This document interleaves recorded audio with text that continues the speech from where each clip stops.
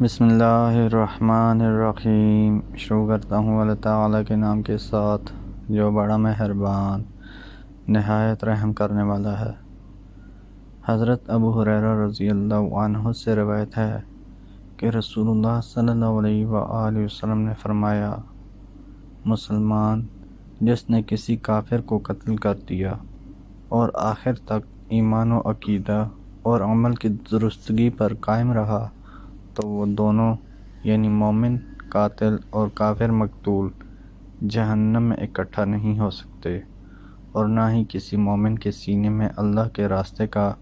گرد و غبار اور جہنم کی آگ کی لپٹ و حرارت اکٹھا ہوں گے،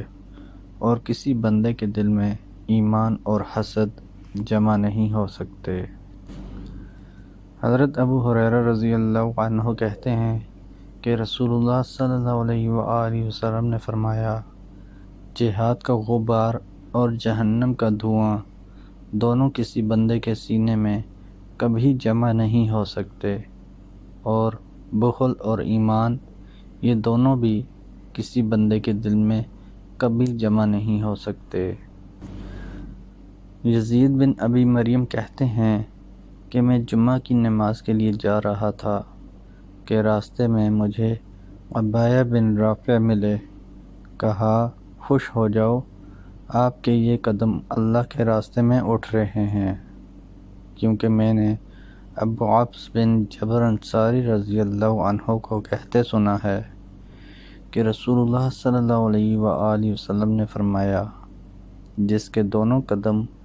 اللہ کے راستے میں گرد آلود ہو جائیں تو وہ آگ یعنی جہنم کے لیے حرام ہے۔ حضرت ابو ایوب انصاری رضی اللہ عنہ کہتے ہیں